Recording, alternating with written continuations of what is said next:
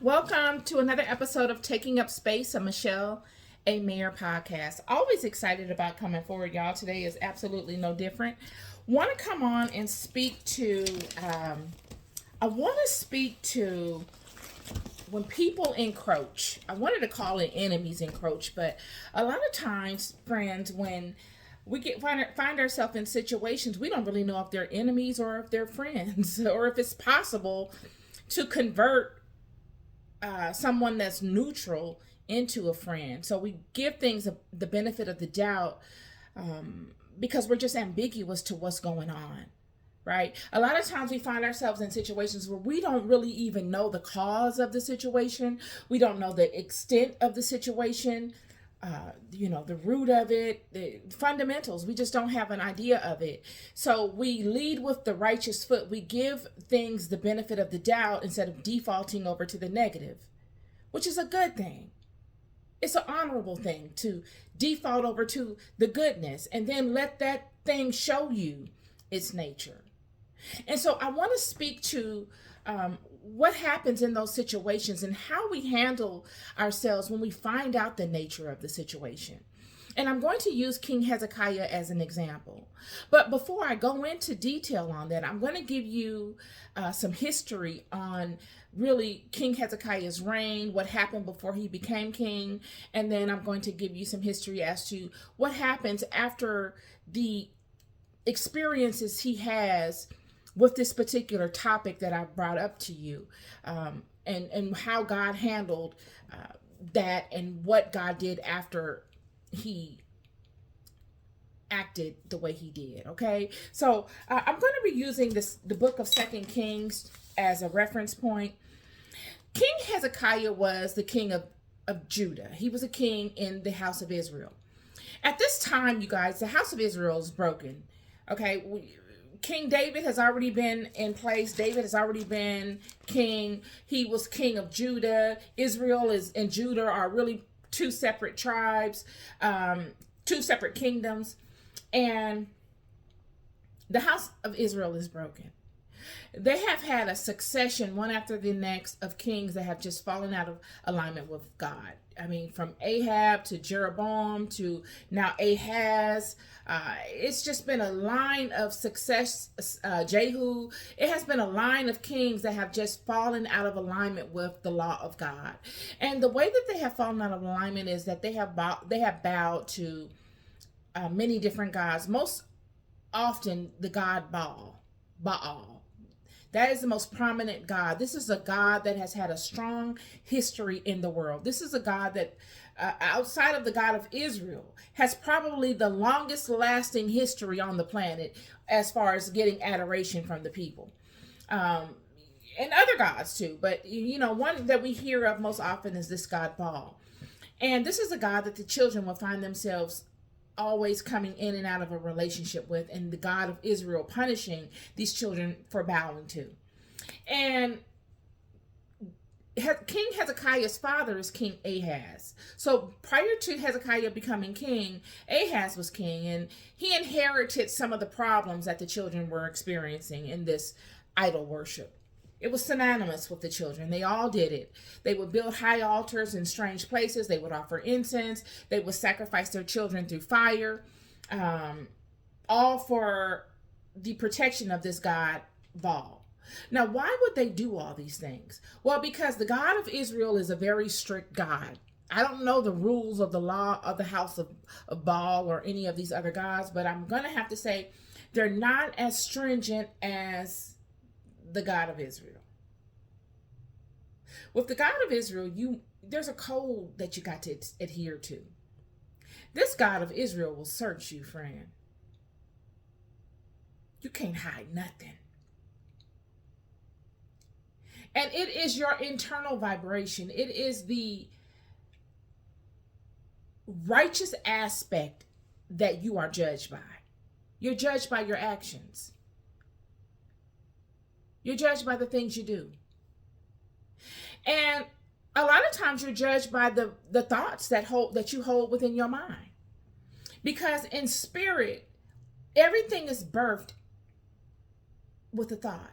first, and then it manifests into the physical world. It is the thought process that has the most power. The thought process is the creation point of all things in this life. Everything that I have around me was birthed in the form of a thought first. Everything you're seeing on the screen, every single thing that you see, somebody thought of and then went about creating it. So King Ahaz has inherited a lot of the problems in Israel, and he himself has bowed to this God. He set up altars in high places, offered incense. He sacrificed his sons through the fire to this God. And God, the God of Israel, in turn, has taken his hand off of the house. He's not as protective of the children as he normally would be, leaving them vulnerable. Because God has led them so triumphantly throughout the nations that they built a name up for themselves. And even though these nations would try everything that they could to overcome these children, they were never able to successfully do so because of the hedge of protection that the God of Israel had over them. We could use the analogy of Balaam, when the Moabites and the Midianites all gathered together while God was sending these children along their path to the promised land, and they're knocking back all these nations that are in their wake. Either they bowed down or they got overtook. And these Midianites and these Moabites are saying, what are we going to do? These people are coming through and they're going to annihilate us because we don't really want to bow down to them. What are we going to do? We're too proud to bow down. We are a mighty nation, but we don't have a choice. So they hired this sorcerer and they said, we will use spiritual sciences against them because we can't overtake them physically because they got this God of Israel. So we'll try to curse them. But the sorcerer Balaam, which is the most powerful sorcerer in that region, these are the kings of the region that have all coagulated together and come up with the idea to hire a powerful sorcerer. So they have all the money to do such. They have all the resources and they know of all the powerful sorcerers. They get the most powerful one. This sorcerer that they get is the son of Laban, which is the sorcerer that cursed the children by way of Jacob. When Rachel and Rebecca, was it Rebecca or Rachel, and Jacob were under his roof. So these are a line of powerful sorcerers. And this sorcerer Balaam, the first thing he does when he gets word by all of these kings to do this to the children is consults the God of Israel. Now this should tell you something about the God of Israel. Had he not had respect, he would never have said a word to the God of Israel. He would have tried to go about it the back doorway. But because of the respect of the hierarchy, he consulted the God of Israel first. And this is the system in which we are all bound to today. Many of us don't know the system that we are bound to. We just know, Jesus and Yahweh. Okay, yeah. But do we understand the total hierarchy of things? Do we know how this system works? Do we understand our role in this system? Do we know why God created us? What are we supposed to be doing? What limitations do we have? How are we limited? What are our strengths? What are we ordained to do, stand in, and be? These are the things. So Ahaz is king, and like I said, he has transgressed. He knows he's transgressing, but it's just the way of the world at this time. All the children are doing it. So, and he being the king, he's following the line of kings that had done the same thing before him. And now he's in a situation where the Syrians are coming upon him and they are looking to take his food. Everybody's trying to get a piece of Israel. And he's afraid of them. So now he doesn't feel confident enough to go before the God of Israel. Why? Because his own spirit condemns him. He knows in his own heart of hearts, I really can't go before God because I'm not really in alignment. Every time he goes and he honors Baal and he sacrifices to Baal, I know in his mind he's probably thinking, oh, I shouldn't be doing this. I'm the king of Israel, and this is totally contradictory to what I should be doing. But he does it anyway because he's in a situation where he needs protection. And he has a history of standing outside of the law of God that is condemning him from changing his present circumstance. It's making him feel like, why would I even try to change my current circumstance when I've got such a history of transgression? And now he has an enemy that has come upon him, and he's feeling the same way. Why would I think the God of Israel would ever help me, even though I'm king, when I have done such transgression in my life? So he calls upon the Assyrians. And he says to the Assyrians in chapter 16, verse 7, so Ahaz sent messengers to Tilgath-Pilzer, king of Assyria, saying, I am thy servant and thy son. He considers himself his servant. This is metaphoric. He is the king of Israel. If the king of Israel says, I am your servant and your son, that means that you, the king of Assyria, who worships the god Baal, is my father. He's saying, God, the god Baal is my father now, and I am your servant. Come up and save me out of the hand of the king of Syria, and out of the hand of the king of Israel, which rise up against me. Israel is fighting on the hand of many nations. All of them are broken. All of them are going through the same thing. And Ahaz took the silver and gold that was found in the house of the Lord and in the treasures of the king's house and sent it for a present to the king of Assyria.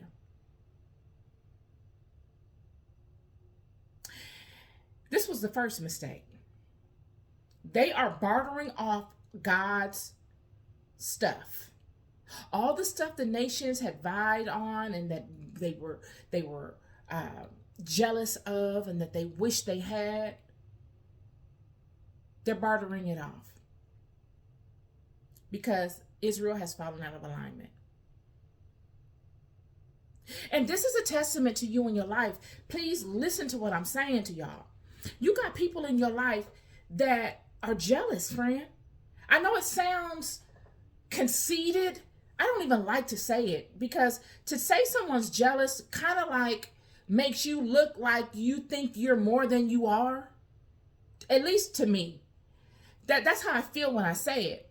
But friends, I'm here to tell you that there are people in life that will be jealous of fundamental things that you possess that God will bless you with, that you can't buy, that they can't go send off for it on Amazon, or they can't go to Neiman's and get, or they can't go to Hermes and purchase. Things that don't have a price tag. They will want those things and they will feel like, wow, I can't have those things. And I'm too jealous to align with you and to really partner with you so that we can maybe make something happen together. So I will just be jealous of you and look to undermine you. This is what's happening here. These children, their king is bartering off all of the precious things that God to the nations. You would think that these nations would be able to create these things. Assyria is a mighty nation. Why would they need this? Why would they need the silver and the gold that was found in the house of the Lord and in the treasures of the king's house? Why would they need that? This is the king of Assyria. Don't you think he has plenty of gold and silver? It wasn't that it was just gold and it was just silver. It was the spiritual component attached to these items that gave it power. And in their mind, they think, wow, I've got this. I'm greater than that. I am greater than the next person because of that. All because of what they saw the God of Israel bestow upon these children, which actually made them greater than all of the other nations. It was that sauce. But they don't realize that, sure, getting these items, you'll gain that item, but the power of that item you could never have. It's kind of like a magic wand. It only works for the person that is the owner of it. It's kind of like in 2nd Baruch, when Baruch shows that there were 4 angels that came and stood at the 4 corners of the holiest portion of the temple and made it fall down into the earth, deep within the earth, so that no man could dig it up. And God made mention to why he did that in 2nd Baruch. And he says, I did this so that no man could lay claim to these items and say that he came upon my house and stole these things from me, which in turn would make him mightier than any man mortal or immortal in the earth.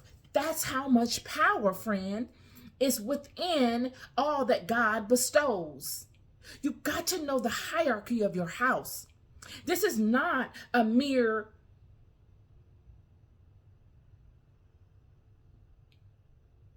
Sunday morning service. This is a spiritual system. And I think when we can wrap our minds around the fact that this is a spiritual system filled with power, pure power, we will have another respect for it. We will understand our role in this. Because we're walking around zombies. We don't know what the heck is going on. Neither do we care. All we want is some money and to outdo each other or harm one another if we don't agree with each other. That's it.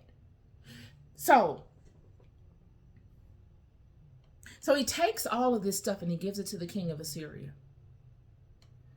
And nonetheless, this is the first instance of this happening, okay? I just wanted you to understand the first instance of this happening. This is King Hezekiah's father. And now we go over here to King Hezekiah. King Hezekiah becomes king of Judah. Now remember, his father, King Ahaz, petitioned Assyria to come and assist them in fighting against the Syrians because they felt like they were not able to do that without assistance. Letting the king of Assyria know that God's hand is not any longer over these children. Because if it was, they wouldn't need them. And they're so desperate that they're bartering away the precious items of God that are in the temple. Okay? King Hezekiah becomes king. And King Hezekiah finds himself in a situation similar. He's vulnerable. And why is he vulnerable? Because his father made a mistake. His father bartered with an enemy that would continuously look to extort Israel. That act that King Ahaz did in calling upon the Assyrians and then bartering away precious items, let the Assyrians know their weakness.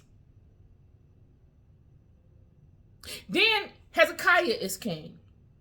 And the Assyrians come upon Hezekiah, remember. And Hezekiah shows them all of the stuff of the temple, remember? And Isaiah asked him what exactly happened. And he said, I showed them everything. I didn't hide anything. These same people that his father sold items to. He's shown everything in the temple of Jerusalem. All of God's gold, all of God's silver, everything. He said he didn't hide anything from him. And Isaiah told Hezekiah, they're going to come back and they're going to take everything. They're going to take everything from you, friend. You shouldn't have did that. And surely, what comes is Sennacherib, which is the king of Assyria, comes upon Hezekiah. And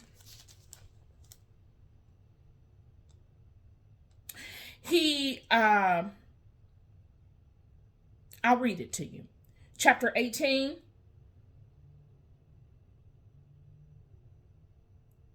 Verse 14. And Hezekiah, king of Judah, sent to the king of Assyria, to Lachish, saying, I have offended. Return from me. That which thou puttest on me I will bear. And the king of Assyria appointed unto Hezekiah, king of Judah, 300 talents of silver and 30 talents of gold. Hezekiah comes to the king of Assyria because he's afraid of them. Because prior to that, it says, now in the 14th year of King Hezekiah did Sennacherib, king of Assyria, come against all the fenced cities of Judah and took them. So Sennacherib came against all the fenced cities of Judah and overtook them. And they're encroaching. That's why I named this that. When people encroach. This is an enemy of Israel. He has shown himself to be an enemy because he has taken He has come up against all the fenced cities of Judah and took them. Now it's fair to say he has shown himself to be an enemy. Whereas before he didn't show himself to be an enemy because Hezekiah's father hired him to assist them in protecting them from another enemy. Now Hezekiah's father transitioned and Hezekiah is king. Yet this king of this nation has come and openly shown aggression to Israel. And what does Hezekiah do? Instead of Hezekiah being a leader and saying, okay, we're going to have to go to war. We don't have a choice.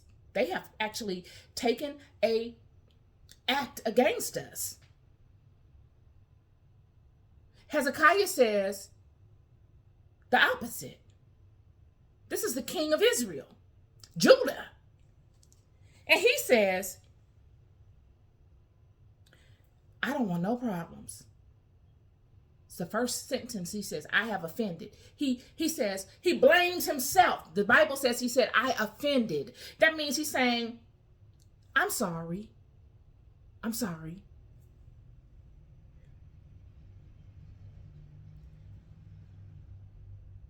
Whatever you say you want from me, tell me what it is and I will give it to you. Without arguing with the man, without asking the man what the problem is, without saying, you got to get out of here, we're going to do this, that, and the other to you, without saying, my God is going to do this and that. He didn't say any of that. First thing he says is, I'm sorry, and I'll give you whatever you want if you would just leave me alone. And the king of Assyria says, give me 300 talents of silver and 30 talents of gold. He's saying, give me something for nothing. You're going to pay me just because you're afraid of me. You're going to bow down to me just because you're afraid of me. Even though you've done nothing to me, I'm going to capitalize on the fact that you are afraid. I'm going to capitalize off of my name. I'm going to capitalize off the fact that you believe in your mind that I'm more powerful than you. And Hezekiah gave him all the silver that was found in the house of the Lord and in the treasures of the king's house. And at that time did Hezekiah cut off the gold from the doors of the temple of the Lord and from the pillars which Hezekiah, king of Judah, had overlaid, and gave it to the king of Assyria. He's doing just like his father. He is bartering off God's stuff. All because he comes from a line of people that found themselves unworthy. He's inherited this unworthiness from his father. He's inherited the state of mind that he is not worthy of God's protection because he's ignorant of God's law. At this point, Israel is ignorant to how to get back in alignment with God, like many of us are today. He's ignorant. He doesn't even know where to begin. He has the prophet Isaiah. Why not lean in on your prophet, friend? Do you think Isaiah would have told you to do this?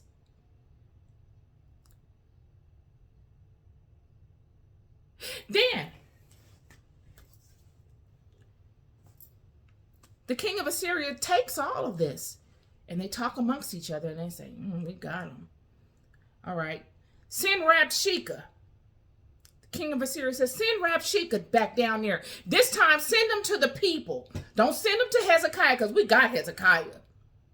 Send them to the people Hezekiah is not going to tell the people that he gave me all this stuff.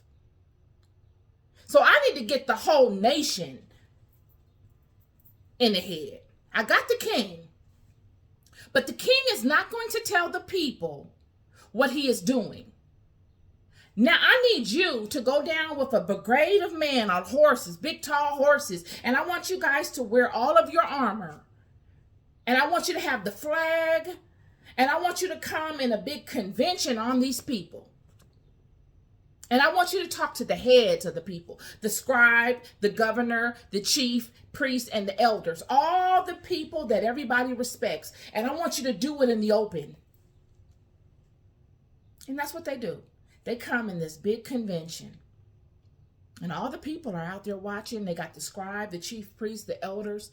And they're sitting on horses talking down to the people in the language of the people. This is less than a chapter away from Hezekiah paying these people off. But because Hezekiah couldn't stand up to these people, now the gates are open. They're going to flood in.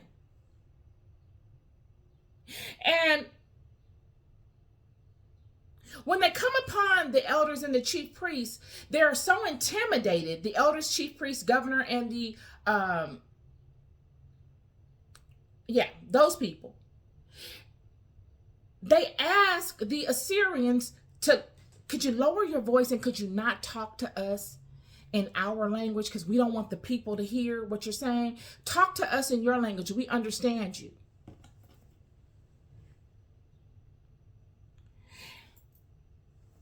And Rabshakeh said unto them, hath my master sent me to thy master and to thee to speak these words? Hasn't my master sent me to you and your master to speak these words? He's saying, all this stuff that I'm saying to you, I said has been said to Hezekiah. I don't care if these people hear this or not. In fact, I want them to hear this. Hath he not sent me to the men which sit on the wall, that they may eat their own dung and drink their own piss with you? He is disrespecting. I mean, it's one thing to be disrespected, but it's another thing to come upon a people and to talk wickedly. Some things you don't get to say. I don't know who your father is, bruh.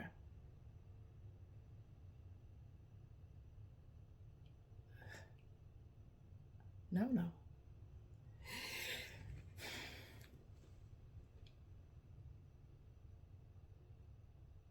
And Rabshakeh stood and cried with a loud voice in the Jews' language and spake, saying, hear the word of the great king, the king of Assyria. Thus saith the king, let not Hezekiah deceive you, for you shall not be able to deliver you out of his hand. For he shall not be able to deliver you out of his hand. Neither let Hezekiah make you trust in the Lord, saying, the Lord will surely deliver us, and this city shall not be delivered unto the hand of the king of Assyria. He's come talking defeat. He's trying to get him in his head. I told you, y'all, it's things that come in your life that test who you are. And one thing you can never do, I don't care how old you are, I don't care what it looked like. I don't care who said what. I don't care how mighty they think they are. I don't care how less you look of yourself. You must not ever allow someone to defeat you in the kingdom of your mind. You can't have it, bruh. I don't care. I don't care if it costs me everything. You will not have it. This is what he is coming to do. Many of you are facing situations in your life where people are trying to psych you out, even if they mean it. Where is your knowing? What do you know? Do you know something different than they don't know? Because what you know, I'm here to tell you, if it's strong enough, will pull the rug from up under what they think they know. I'm trying to tell you something that you need to know. If you listen, he who hath an ear, let him hear. You, with your knowing, friend, your simple knowing, it doesn't have to be a loud, gregarious, rambunctious knowing. It could just be a silent, still, soft knowing. But if it's a truthful knowing, if it's embedded in truth, I don't care how silent, I don't care how small, how delicate it is, it will pull the rug right from up under whatever they got going on. Rabshakeh has come to defeat these people mentally. He's come to make them give up. He feels like his king has already got Hezekiah by the collar. Hezekiah is hiding his actions from the people. And Rabshakeh feels now like, well, Sennacherib feels now like, okay, now we just need to get the people. But Hezekiah is not going to let the people know his weakness. So Sennacherib sends Rabshakeh to defeat the people mentally because they know that there's a disconnect within their king. So the people are vulnerable. And he comes and he says, your king even knows what's going on here. That's why I came out here on these horses to do you a favor. Give up. Don't even make us come and do this to you. We don't want to do this to you. Give up. Don't let Hezekiah convince you that you can win. You cannot win. Give up and let us have our way with you.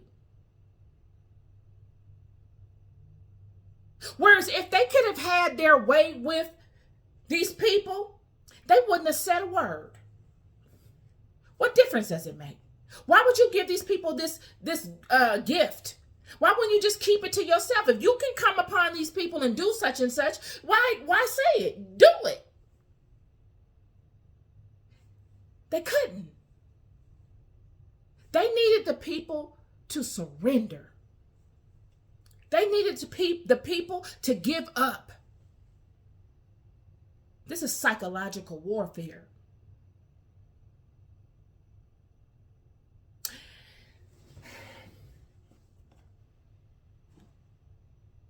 Hezekiah gets a word. He finds out about it. Now Hezekiah knows that the people know what's going on. Everybody know that he's scared of these people. He's trying not to go to war with these people. They also know that there is a potential war at hand. Hezekiah thought, there was some possibility we can avoid a war. But now we can't.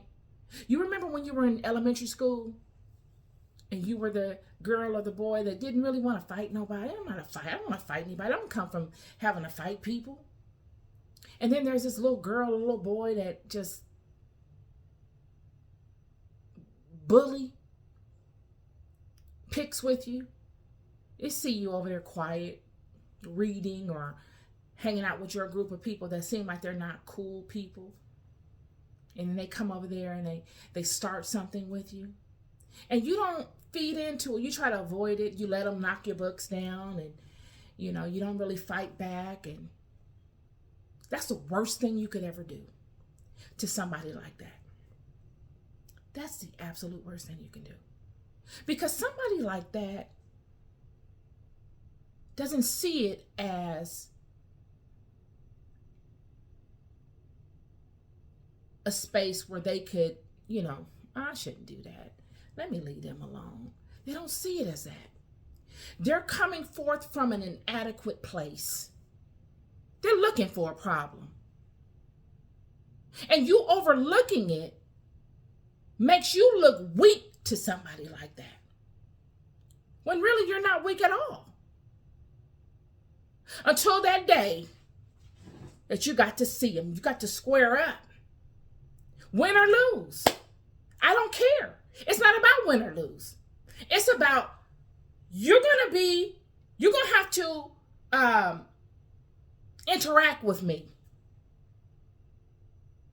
You're going to have to wrestle with me. Whether you think you've beat me up, whether you think you've dragged me, we're going to drag each other. And I'm going to learn your rhythm. Because every time after that, every time we see each other, it's going to be on site. And you're going to have to beat me up again. Whether you're in a suit, you're going to have to beat me. Whether you going to church, you're going to have to beat me. Whether you're going to the grocery store with your family, you're going to have to beat me. I'm going to be a nuisance to you. I'm going to inconvenience to you. Even if you beat me every time you see me, I'm going to be all over you like a monkey. Now, it's no longer a cakewalk for that person to just come and impede upon your stuff and to try to change the vibration you have going on because you see them. Now you change the vibration they have when they see you.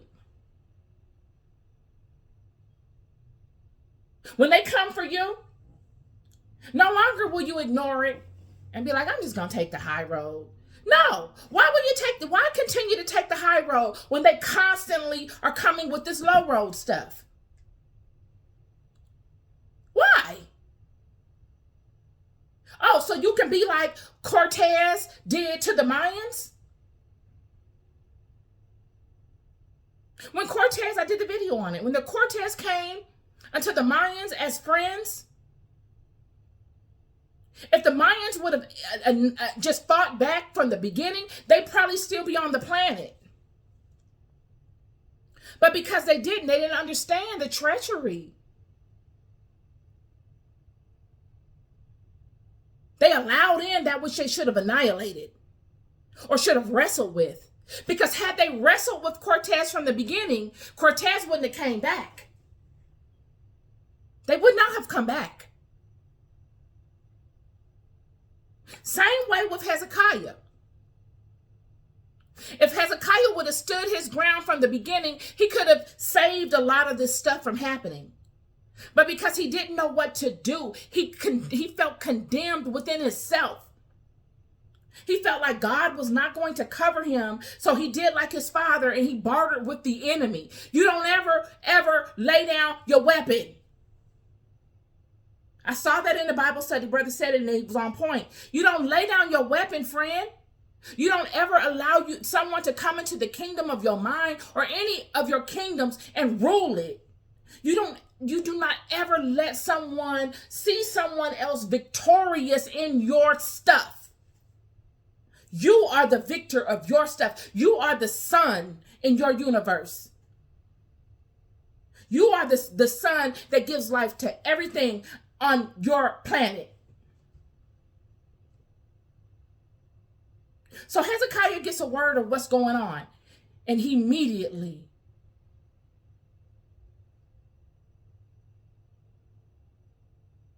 goes to God. Now he's on to something. He says, okay, I can't fix this. I can't hire nobody else to come and do this. I've created more of a problem for myself by going outside of God and looking for my assistance in man. I made a major problem with that. Now they want me to be their slave. That initial act that I gave and showed to Sennacherib when he came to threaten us by bowing to him and allowing him to have his way has condemned us. And now he's looking to extort us even more. I got to put a stop to this as the king. He goes to God. And he gathers all of the people that were there. The chief priest, the elder, the scribe, the governor. He gathers them all together. He said, I want you to go to Isaiah. And I want you to tell Isaiah everything you told me. He says here, and he sent Eliakim, which was over the household, and Shebna the scribe, and the elders of the priests, covered with sackcloth, to Isaiah the prophet, the son of Amos.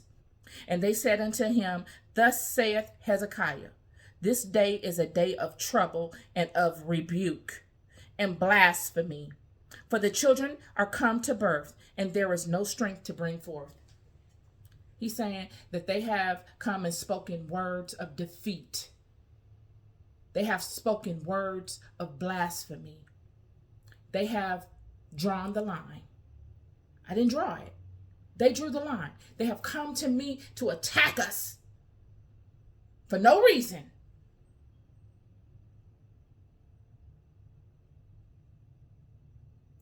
It may be the Lord thy God will hear all the words of Rabshakeh, whom the king of Assyria, his master, have sent to reproach the living God, to reproach the living God, to reproach the living God,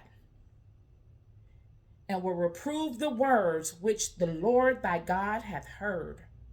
Wherefore lift up thy prayer for the remnant that I left. Hallelujah. He's saying, Isaiah, I need you to go before God and speak the words that all these people are telling you that Rabshakeh have come and spoken to me and the children. I want you to lay all this out here in front of God. I need you to lay it all out. All of it. All these letters, all this stuff that they said, I need you to spread it out. And I need you to tell God to look into this. Father, they have come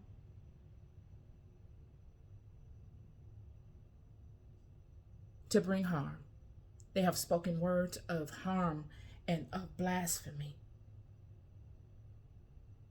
And I know I might not be 100% in alignment with everything that you designed us to be, but I surely have done everything I have been able to do to stand in alignment and in agreement with you. I am dedicated to you. And I ask that you use my life resume as proof to this. I ask that you look into this situation from top to bottom, Father. And you show me what it is that you desire of me from this. I ask that you look at these people. And even in our brokenness, you look deep within our hearts and in our minds. And you judge us off of that which is our constant meditation of you. Even in all of our rhetoric. And I ask that you do something for the remnant, for those few, even though the masses are led astray. I ask that you do something for the remnant, for those that are left, that are looking to do the righteous thing. You do something for those, Father, because it is those that are under attack. It is those that are under attack. This is what Hezekiah is saying. He's saying, surely there are many that are not looking to do what is right. They are happy with transgressing. But we few that are left, we hold strong. We are standing firm in your truth every single day. Yet we get the brunt. We get the attacks. We are being attacked. And we ask that you look into this. Give us the benefit of the doubt, Father. And you come and you be our shield. You show yourselves in our lives. You come as a representation of us because we few that are left are a true and an honest and an integral representation of you. And it is that representation of you that is under attack. It has nothing to do with us. Had we not been representing you, there would be no attack, Father. There would be no attack. I ask that you take it personal, Father. I ask that you take it personal, the words that those have spoken against you by way of me have said. This is what Hezekiah did, y'all. And this is the point that I got for you. This is the secret recipe. This is what you do when you feel like your back is against the wall, y'all. When your back is against the wall and you don't know if you should come out swinging or you should come out just protecting. But you better come out. You can't stay against the wall because we see in history what happens when you allow stuff to pop off. When you allow and allow and allow and allow, you can only allow so long. Hezekiah and his children have allowed for so long that they are now being taken advantage of. These people are smelling blood. They're saying, okay, they keep allowing. We're going to capitalize off of their confusion. We're going to capitalize off of their fear. And we'll constantly want more and more and more and more. Until they get to a point where they say no. They've tried to look the other way. Several times they've tried it. Get more hyenas, more hyenas, more hyenas. And they say, okay, look, I've had enough. I see exactly who you are. Thank you for showing me who you are. I needed to see that because I didn't know. I knew, but I didn't. Now everybody knows. It's not a secret anymore. You shown your hand. I know exactly what you're talking about. I'm going to take this to my Father. Because what you think is just me ain't me. And the fact that you approached me in this way, Hezekiah is saying this, the fact that you approached me in this way, Sennacherib, lets me know how little you respect my God. My God is not your God. Can't be. The way that you have approached me lets me know that my God is not your God. And I'm going to hold you in contempt of that.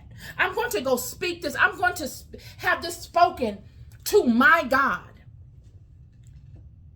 After that, Isaiah said unto them, thus shall ye say to your master. This is after he done already talked to God. Thus saith the Lord, be not afraid of the words which thou hast heard, with which the servants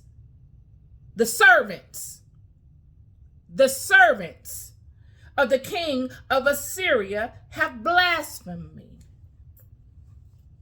Behold, I will send a blast upon him, and he shall hear a rumor, and shall return to his own land, and I will cause him to fall by the sword in his own land. And not less than one verse next, and Rabshakeh returned and found the king of Assyria warring against Libnah, for he had heard that he was departed from Lachish. And there we go. We begin this whole unfolding of what God declared. This word is for anybody facing people that are encroaching upon you. Whether you know if them are enemies or whether they are neutral at this time or whether they are friends. When people encroach, it is not your job to take it upon yourself to formulate an action plan of attack for those people. Friend, there's no way that you could be wise enough to do that. You wasn't even wise enough to know if that was a friend or a foe until God decided for that to be displayed to you. But when that time comes for them to display openly their intentions, you need to go before God, baby. And I'm not talking about in an outlandish, big theatrical way. Friend, going to God, a lot of times it's just you knowing. When you have a rhythm with God, you don't need all of the smoke and mirrors, all of the outlandish. You don't need all of that. No. Because that God aspect is active within you at all times. It is your meditation. Go within God. Go to God. And lay it at God's feet like Hezekiah asked Isaiah to do. God already knows all about it anyway. God a lot of times just needs for you to play your position.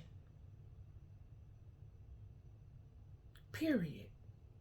No person in this life can take from you what is yours, what is ordained by God for you. No person in this life can send you anywhere other than where you were going anyway. Whether if they say, "Oh, I'm going to unalive you," friend, all you gonna do is prematurely, possibly, take me into a rotation that I was already gonna go in anyway. And you thinking that you are harming me has done nothing but given me the power to convict you. That's all. You thinking you're going to harm me is going to do nothing but give me the power over you, to convict you. I'm here to tell you, this spiritual thing, I don't care if you say I'm an angel. I don't care if you say I'm a demon. I don't care if you say I'm a this or I'm a that. You telling me about me only lets me know what you think about God. That's all. How do you feel about God? What do you see in God's children? How do you interact amongst God's children? Are you a blessing to God's children? Has that shown in your life? Are you a gift to the children? Or are you a wolf in sheep's clothing? So after King Hezekiah goes before God and God is able to cover the children and to dismantle the children's enemies, the after point that I forgot to give you is that God would bless the children with direction. God would know that it was their struggles in really knowing which way to go, how to come out of the transgressive state that they were in. And God would allow the law of Moses, the law of God, to be found and giving these children now direction. This is what the gift of God. God always sends us a gift, y'all. When we try, many of us are facing tremendous obstacles, but it is the fact that we still come before God, even though we may feel like we're not worthy, even though we may feel like we have fallen short, we still go before God before we go before men and beg at man's feet. Before we go before men and ask men for their permission and their mercy and all this kind of stuff for things that are not deserving of them, things that you have no reason to ask them for mercy for outside of the fact that you feel like you have no protection against them because of your transgression to your God. Before you do that, you would be better off going before your God and begging at his feet and asking for mercy from your God to forgive you and to help you overcome this tremendous mountain that has presented itself in your life. God would bless the children with a gift, and that gift would be direction in the form of the law of God that they would find in the I think it's the next chapter or the chapter after, directly after the one that I spoke to you about, King Hezekiah. God loves us so much. God just needs you to love back. God needs you to be dedicated back. God wants to give you the benefit of the doubt, but God wants you to give him the benefit of the doubt back. And God wants you to show your love and your honesty and integrity of that love in your actions. Let your actions show in your life of your love of God, not just your words. And they show in your life when the trials of your life come, when the enemies come upon you, when the hyenas and the lions come upon you. They show who you default to, what you really trust and know. They show in those times. And let it be of God. I love you. Peace and love.